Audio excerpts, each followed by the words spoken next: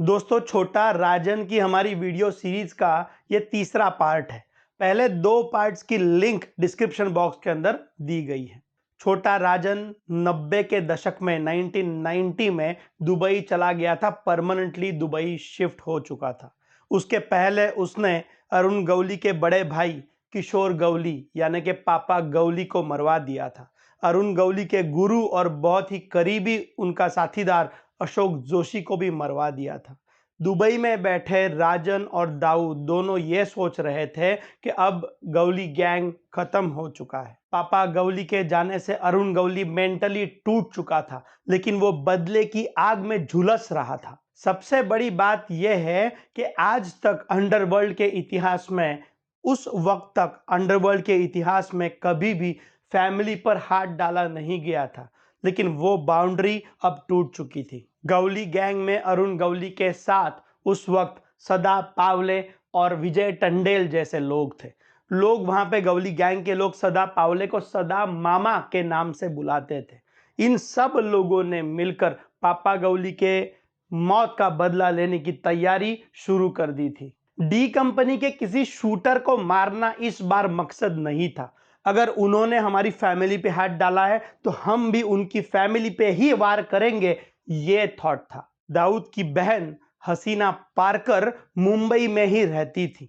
उसका घर नागपाड़ा के गॉर्डन हॉल में था। दाऊद के टोटल 11 बहन भाई थे और उसके अंदर की 5 बहनें थी, लेकिन दाऊद सबसे ज्यादा प्यार करता था हसीना से।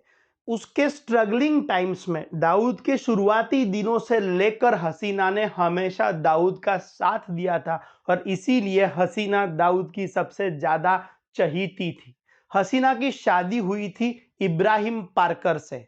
उन्हें 4 बच्चे थे, 2 बेटे थे और 2 बेटियां थी। इब्राहिम पारकर का अपना एक होटल था जिसका नाम था कादरी होटल। नागपाड़ा के नजदीक शुक्लाजी लेन के ऊपर यह कादरी होटल था।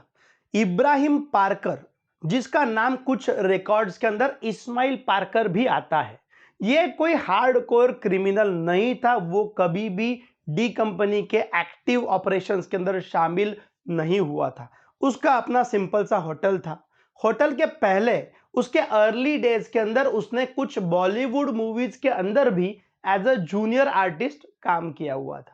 अगर हसीना पारकर की बात करूं तो शादी के बाद हसीना ना तो अपने भाई के बिजनेस में इन्वॉल्व थी, ना तो अपने पति के बिजनेस में इन्वॉल्व थी। वो फुल टाइम हाउस मेकर थी। अरुण गवली ने तय किया कि वो हसीना पारकर के पति इब्राहिम पारकर को निशाना बनाएगा।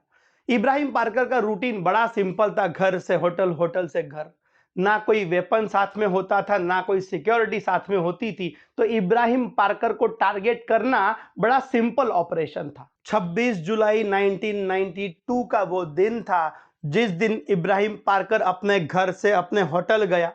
उसी के होटल में जब वो उसके होटल के बाहर आके रुका था, तभी वहीं पे अरुण गवली के 2 शूटर्स शैलेश हल्दनकर और बिपिन शेरे ने वहां पर आकर इब्राहिम पारकर के ऊपर गोलियों की बरसात कर दी और इब्राहिम पारकर उसके होटल के बाहर ही मर गया। यह घटना बहुत ही अनएक्सपेक्टेड थी। दाऊद के लिए यह बहुत बड़ा सरप्राइज था। अपनी बहन का सुहाग खोते हुए देख वो फूट फूट कर रोया। पापा गवली के मर्डर के बाद से ही Mumbai police high alert mode पे थी। जैसे ही इब्राहिम पारकर का मर्डर हुआ, पुलिस ने तुरंत हत्यारों की तलाश शुरू कर दी। कुछ ही घंटों में शैलेश हल्दनकर और बिपिन शेरे का पता लग गया। पुलिस जब उन्हें अरेस्ट करने वहां पे गई, तब उन्होंने पुलिस के ऊपर फायर कर दिया। जवाब में पुलिस ने भी फायर किया और शैलेश हल्दनकर और बिपिन शेरे घायल हो गए। उन्हें पुलिस ने गिरफ्तार करके कस्टडी में ले लिया और चूंकि वो घायल थे, उन्हें जे हॉस्पिटल के अंदर भर्ती करवाया गया था। अपनी बहन के शौहर के मौत का बदला लेने के लिए दाऊद तड़प रहा था, लेकिन इस बार बात सिर्फ बदले की नहीं थी। बात यह थी कि मुंबई के लोगों में एक बात यह चल रही थी उस वक्त कि अगर दाऊद अपनी सगी बहन के शौहर को नहीं प्रोटेक्ट कर सकता तो वो हमें क्या प्रोटेक्ट करेगा। दाऊद का पूरा बिजनेस डर के ऊपर चलता था और ये बिजनेस अब हिल चुका था। इब्राहिम पार्कर की हत्या दाऊद के कैपेबिलिटी को दी गई डायरेक्ट चुनौती थी। वो सबसे बड़ा सवाल या निशान था डी कंपनी के कैपेबिलिटी के ऊपर। इस घटना का और एक पहलू है, दाऊद को लगता था कि ये पर्सनली छोटा राजन का फेल्योर है। मुंबई के अंदर डी कंपनी का पूरा ऑपरेशन संभालता था छोटा राजन, तो दाऊद का एक्सपेक्टेशन ये था कि इस पूरे ऑपरेशन की अरुण गवली ने जो प्लान किया था इब्राहिम पार्कर को मारने का जो ऑपरेशन था, इसकी पूरी प्लानिंग की जानकारी एडवांस में पहले से ही छोटा राजन को मिल जानी चाहिए थी और पहले से ही उसको इब्राहिम पार्कर को प्रोटेक्शन दे देना चाहिए था। लेकिन इसके अंदर छोटा राजन विफल रहा, ऐसा दाऊद का मानना था। और ये बात दाऊद के दिमाग में डाली गई थी किसी और शख्स के जरिए। उस शख्स का नाम था छोटा शकील। डी कंपनी के अंदर नंबर 2 अगर कोई था, दाऊद के बाद नंबर 2 अगर कोई था तो वो था छोटा राजन, और छोटा शकील राजन की जगह लेना चाहता था। और इसीलिए दाऊद को बार बार अलग अलग चीजें जो है वो जानबूझकर बताई जा रही थी, जैसे कि छोटा राजन जरूरत से ज्यादा मुंबई के अंदर पॉपुलर हो रहा है, वो अपने आप को दाऊद से भी ऊपर समझता है। यह सारी चीजें प्लानिंग करके बार बार दाऊद को बताई जा रही थी छोटा शकील के जरिए। धीरे धीरे छोटा शकील की बातें दाऊद को भी अब सच लगने लगी थी। उसे छोटा राजन को यह दिखाना था कि डी कंपनी का काम छोटा राजन के बगैर भी चल सकता है। उसी दरमियान दाऊद को खबर मिली कि शैलेश हल्दनकर और बिपिन शेरे, जिन्होंने इब्राहिम पार्कर की हत्या की थी, इन दोनों को जे हॉस्पिटल के अंदर भर्ती करवाया गया है। दाऊद ने सोचा कि कुछ ऐसा किया जाए, ऐसा बड़ा धमाका किया जाए, ऐसा बड़ा कांड किया जाए जो आज तक के मुंबई के इतिहास में कभी हुआ नहीं है, जिससे डी कंपनी की खोई हुई शोहरत और डर वापस री एस्टैब्लिश हो सके। इस ऑपरेशन की पूरी प्लानिंग खुद दाऊद की तरफ से की गई थी। शूटर्स के लिए, इस ऑपरेशन के लिए दाऊद ने जानबूझकर छोटा राजन के चेंबूर के लड़कों में से किसी को नहीं चुना। उसने चुना तो उत्तर प्रदेश का खूंखार गैंगस्टर सुभाष सिंह ठाकुर और ब्रिजेश सिंह, इन दोनों को चुना गया और उसके साथ और एक आदमी दिया गया जो दाऊद का सबसे खास आदमी था। उसका नाम था सुनील सावंत, जिसे साउत्या कहकर भी पुकारते थे। प्लान ये था कि पूरे पुलिस प्रोटेक्शन के अंदर, जे हॉस्पिटल के अंदर ये जो 2 लोग एडमिट किए गए हैं ना, इनको जे हॉस्पिटल के अंदर घुसकर पुलिस प्रोटेक्शन के बीचों बीच गोलियों से भून दिया जाए। छोटा राजन को लॉजिस्टिक्स की अरेंजमेंट करना और हथियारों की अरेंजमेंट करने के लिए कहा गया था। दोस्तों, यह पहला इंसिडेंस था जब दाऊद ने किसी ऑपरेशन के लिए छोटा राजन के ऊपर 100% रिलाई नहीं किया था। जनरली स्पीकिंग, किसी भी ऑपरेशन के अंदर प्लानिंग और एग्जीक्यूशन दोनों छोटा राजन का ही होता था। शूटर्स का चुनाव भी छोटा राजन ही करता था, लेकिन इस बार जानबूझकर दाऊद ने छोटा राजन के किसी भी शूटर को नहीं चुना, बल्कि सुभाष सिंह ठाकुर और ब्रिजेश सिंह को चुना गया, जो कि उत्तर प्रदेश से थे। इसके कई कारण थे। पहली बात यह थी कि दाऊद साफ साफ मैसेज भेजना चाहता था छोटा राजन को कि उसके बगैर और उसके लड़कों के बगैर भी डी कंपनी चल सकती है। दूसरी बात यह थी कि इस ऑपरेशन के अंदर जे हॉस्पिटल के अंदर जो भी पुलिस होंगे, उस पुलिस फोर्स के ऊपर फायर करना जरूरी था। मुंबई के जो लड़के थे, मुंबई के जो शूटर्स थे, वो अक्सर पुलिस के ऊपर, मुंबई पुलिस के ऊपर फायर करने से डरते थे। लेकिन यूपी के जो शूटर्स थे, उन्हें मुंबई पुलिस का कोई डर नहीं था। उन्हें तो शूटिंग करना था, अपना ऑपरेशन खत्म करना था और तुरंत वहां से भागकर दुबई पहुंच जाना था। तो उन्हें मुंबई पुलिस का कोई डर नहीं था। और इसीलिए शायद ये और एक वजह रही जिसकी वजह से दाऊद ने यूपी के शूटर्स को चुना। 12 सितंबर 1992 का वो दिन था। अर्ली मॉर्निंग, सुबह 3:30 बजे सुनील सावंत, सुभाष सिंह ठाकुर और ब्रिजेश सिंह, ये तीनों जे हॉस्पिटल के अंदर घुस गए। तीनों के हाथ में AK-47 राइफल्स थी। गेट के ऊपर जो दो पुलिस वाले बैठे थे, दोनों के ऊपर फायर किया गया, दोनों को मार दिया गया और तीनों शूटर्स जो है जे हॉस्पिटल के अंदर दाखिल हो गए। शैलेश हल्दनकर और बिपिन शेरे को एक जनरल वार्ड में एडमिट किया गया था। उस वार्ड के अंदर ये तीनों शूटर्स पहुंच गए और इन्होंने अंधाधुंध फायरिंग करना शुरू कर दिया। करीब करीब AK-47 से 500 राउंड गोलियां फायर की गई। शैलेश हल्दनकर और बिपिन शेरे के तो चिथड़े उड़ गए, लेकिन उनके साथ साथ और भी दूसरे पेशेंट्स की जान चली गई। ऑपरेशन खत्म करने के बाद तीनों शूटर्स जे हॉस्पिटल से भाग निकले। इस तरह का कांड मुंबई के अंदर, मुंबई के हिस्ट्री में इसके पहले कभी भी हुआ नहीं था। दाऊद का काम तो पूरा हो गया, लेकिन इस ऑपरेशन के बाद छोटा राजन को यह एहसास हो चुका था कि दाऊद के और उसके रिलेशन अब पहले जैसे नहीं है। अब दाऊद उसके ऊपर पूरी तरह से रिलाय करता नहीं है। धीरे धीरे डी कंपनी के अंदर छोटा शकील का कद बड़ा हो रहा था, छोटा राजन का कद छोटा हो रहा था।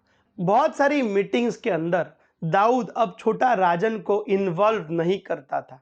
उसके ओपिनियन को उतनी तवज्जो नहीं दी जाती थी। डी कंपनी का क्रिकेट के मैच फिक्सिंग का और मूवीज का जो बिजनेस था वो अब पूरी तरीके से छोटा शकील संभालने लगा। इसी टाइम पीरियड के अंदर एक बहुत बड़ी घटना हुई नेपाल में, लेकिन ये घटना समझने से पहले जे हॉस्पिटल के शूट आउट के पहले की, कुछ महीने पहले की बैक स्टोरी समझना जरूरी है। मुंबई के भांडुप में एक नेपाली डॉन रहा करता था जिसका नाम था KT Thapa. KT Thapa originally Nepali था, लेकिन उसका बचपन से ही वो मुंबई में ही पला बड़ा था। KT थापा एक अंडरवर्ल्ड डॉन था, लेकिन वो भांडुप और आसपास के एरिया में बहुत ज्यादा पॉपुलर था क्योंकि वो गरीबों का मसीहा था।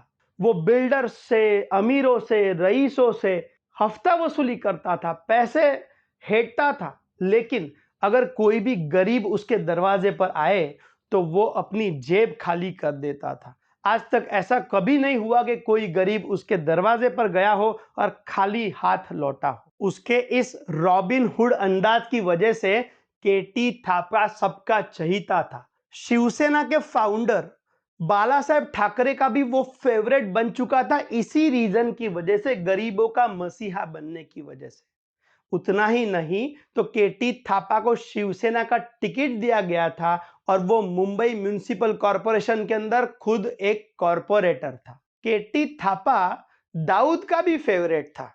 कई बार उसकी दाऊद से डायरेक्ट बातें भी हुआ करती थी। उतना ही नहीं तो जब छोटा राजन का कद जरूरत से ज्यादा बढ़ने लगा डी कंपनी के अंदर, तब दाऊद ने KT थापा को कुछ बिल्डर्स से हफ्ता वसूली करने का काम दे दिया था। यह देखकर राजन आग बबूला हो रहा था। उसे अब KT थापा अपनी कंपटीशन की तरह फील हो रहा था, उसे वो चुभने लगा था। जे हॉस्पिटल का शूट आउट हुआ था सितंबर 1992 के अंदर। उसके करीब 5 महीने पहले छोटा राजन ने अपने आदमियों को हुक्म दिया था कि वो वहां जाए, भांडुप में जाए और KT थापा को खत्म कर दे। छोटा राजन के 3 भरोसेमंद शार्प शूटर्स दिवाकर चूरी, संजय रगड़ और अमर झुकर, इन तीनों को KT थापा को मारने का काम दे दिया था। अब इसमें बात ऐसी थी कि KT थापा दाऊद का दोस्त था, तो डी कंपनी के बाकी किसी शूटर को तो KT थापा को मारने का काम नहीं दिया जा सकता था नेचुरली, और इसीलिए इन तीनों को छोटा राजन की तरफ से चुना गया। उसका कारण यह था, ये तीनों छोटा राजन के बचपन के दोस्त थे। छोटा राजन का करियर उस तिलक नगर, चेंबूर के अंदर के उस तिलक नगर से जो शुरू हुआ था, तब से वो छोटा राजन के साथ में थे और वो उसके स्ट्रॉन्ग सपोर्टर्स थे। 23 अप्रैल 1992 का वो दिन था। उस दिन ये तीनों, दिवाकर चूरी, संजय रगड़ और अमर झुकर, ये तीनों अपनी वैन में बैठकर भांडुप पहुंचे। भांडुप के अंदर एक पेट्रोल पंप था उस जमाने में, जिसका नाम था मंगत राम पेट्रोल पंप। इस पेट्रोल पंप के बाजू में एक रेस्टोरेंट था, जिस रेस्टोरेंट के अंदर केटी थापा आया हुआ था। यह खबर उन्हें मिली थी और वो रेस्टोरेंट के बाहर, ये तीनों शूटर्स रेस्टोरेंट के बाहर उसका वेट कर रहे थे। जैसे ही केटी थापा रेस्टोरेंट के बाहर आया, वैसे ही इन तीनों ने केटी थापा के ऊपर गोलियां बरसानी शुरू कर दी। थापा को टोटल 8 गोलियां लगी थी उसके बॉडी के अंदर और उस रेस्टोरेंट के बाहर ही ऑन द स्पॉट थापा की मौत हो गई। थापा के मरने के बाद ये तीनों शूटर्स वहां से फरार हो गए और सीधा नेपाल जा पहुंचे। यूपी और नेपाल की जो बॉर्डर है, उसी बॉर्डर के ऊपर नेपाल के साइड पे डी कंपनी का एक ठिकाना था। हथियारों की स्मगलिंग, ड्रग्स की स्मगलिंग और फेक करेंसी इसी रूट से हिंदुस्तान के अंदर लाई जाती थी। उसी ठिकाने के ऊपर, नेपाल के अंदर जो डी कंपनी का ठिकाना था, उसी ठिकाने के ऊपर ये तीनों पहुंचे और वहीं पे छुप गए। थापा के मौत की खबर सुनकर दाऊद बहुत गुस्सा हो चुका था। जब उसे पता चला कि थापा को छोटा राजन ने मरवाया है, तब छोटा राजन भी तो दुबई में ही था, दाऊद भी दुबई में ही था, तो उसने छोटा राजन को बुलाकर बहुत डांटा। लेकिन असली प्रॉब्लम कुछ और था। केटी थापा का चेला था सुभाष सिंह ठाकुर। जी हां दोस्तों, वो वही यूपी का खूंखार गैंगस्टर सुभाष सिंह ठाकुर की मैं बात कर रहा हूं। केटी थापा का वो चेला था। यही वो आदमी है सुभाष सिंह ठाकुर जिसने जे हॉस्पिटल का शूट आउट एग्जीक्यूट किया था। जब सुभाष सिंह ठाकुर को थापा के मरने की खबर मिली, तब वो यूपी से निकलकर मुंबई आया भांडुप में थापा के घर पे, और उसने कसम खाई कि थापा के हत्यारों को वो मार देगा। जब जे हॉस्पिटल का शूट आउट हुआ 12 सितंबर 1992 के दिन, उसके बाद सुभाष सिंह ठाकुर और ब्रिजेश सिंह फरार होकर यूपी में चले गए।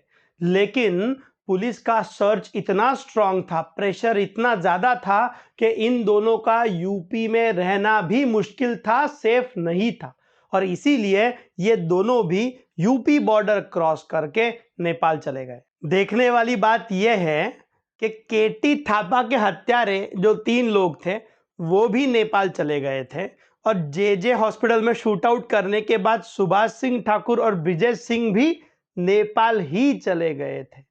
दोनों गुट नेपाल में थे, लेकिन दोनों को यह पता नहीं था कि ये दोनों नेपाल में हैं। दोनों को एक दूसरे के लोकेशन की कोई जानकारी नहीं थी। यह जानकारी सिर्फ और सिर्फ एक इंसान को थी, वो इंसान था दाऊद इब्राहिम। दाऊद इब्राहिम को पता था सुभाष सिंह ठाकुर कहाँ है नेपाल के अंदर। दाऊद इब्राहिम को यह भी पता था कि ये जो तीनों थे जिन्होंने केटी थापा को मारा था, छोटा राजन के लोग, वो कहाँ है नेपाल। दाऊद को छोटा राजन का कद छोटा करना था, कम करना था, उसकी इंपॉर्टेंस कम करनी थी, और इसीलिए उसने तय किया कि ये जो छोटा राजन के जो 3 लोग हैं, दिवाकर चूरी, संजय रगड़ और अमर जुकर, इन तीनों को मरवा दिया जाए। दाऊद ने सुभाष सिंह ठाकुर को इन तीनों की नेपाल की लोकेशन बता दी। जैसे ही सुभाष सिंह ठाकुर को इन तीनों की लोकेशन मिली, बिना वक्त गवाए सुभाष सिंह ठाकुर और ब्रिजेश सिंह ने उनके ठिकाने पर, डी कंपनी का जो नेपाल के अंदर जो अड्डा था, उसके ऊपर छापा मारा और इन तीनों को बेरहमी से मार दिया। उनकी हत्या इतनी बेरहमी से की गई थी कि सबूत मिटाने के लिए सुभाष सिंह ठाकुर ने इन तीनों की डेड बॉडीज को छोटे छोटे पीसेस में काट कर नेपाल की नदी में बहा दिया था। उस नदी का नाम है सेती नदी। सेती नदी के अंदर इनके छोटे छोटे टुकड़े कर कर बहा दिया गया था। इनकी लाशें कभी नहीं मिली। अपने बचपन के दोस्तों का ये हाल देखकर, उनके मौत की खबर सुनकर छोटा राजन अंदर से टूट गया था। और जब उसे पता चला कि इन तीनों के लोकेशंस सुभाष सिंह ठाकुर को खुद दाऊद ने दिए थे, यह सुनने के बाद तो छोटा राजन का दाऊद के ऊपर का भरोसा पूरी तरह से खत्म हो चुका था। दाऊद, छोटा शकील और छोटा राजन तीनों दुबई में ही रहते थे, लेकिन अब पूरी तरह से छोटा राजन को डी कंपनी के मीटिंग से बाहर रखा जाने लगा। वो अब भी डी कंपनी का एक अहम हिस्सा था, जरूर था, लेकिन अब पहले जैसी बात नहीं थी। ऐसे में ही एक बहुत बड़ी घटना हिंदुस्तान के इतिहास में हुई।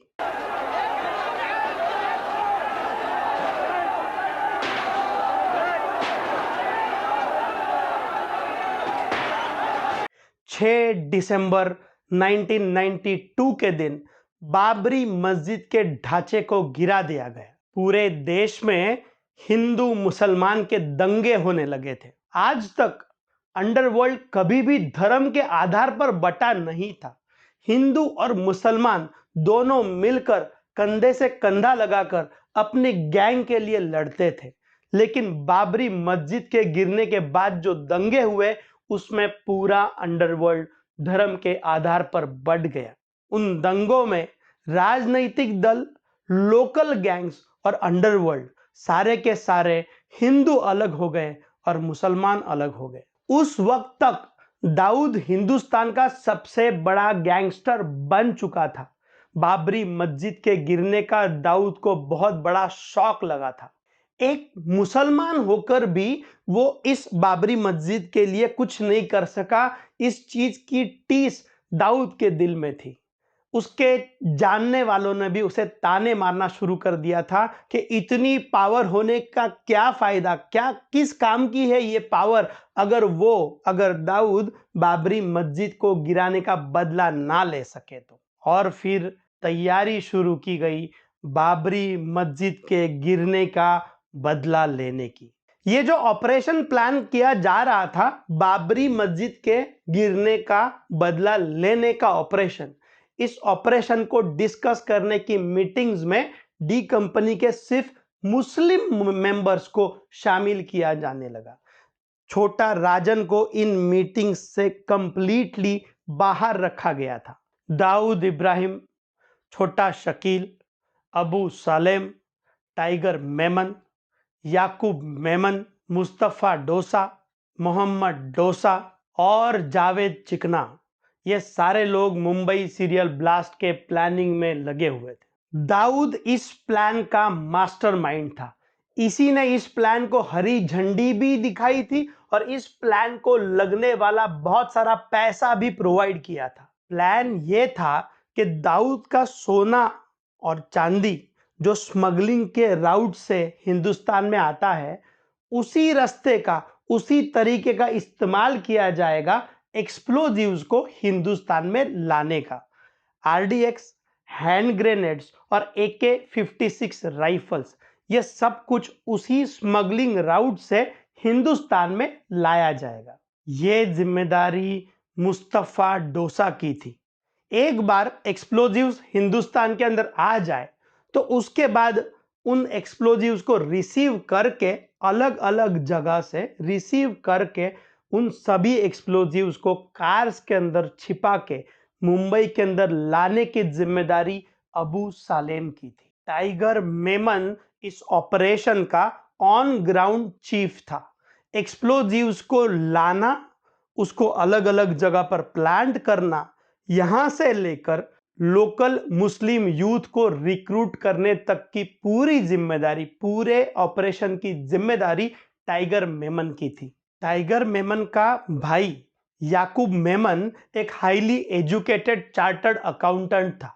उसका काम यह था कि इस पूरे ऑपरेशन के लिए जो भी पैसा लगने वाला है, वो पैसा इंटरनेशनली अलग अलग जगह से हवाला के रास्ते हिंदुस्तान में लाया जाए और पूरी की पूरी फिनेंशियल प्लानिंग याकूब मेमन की तरफ से की जाए।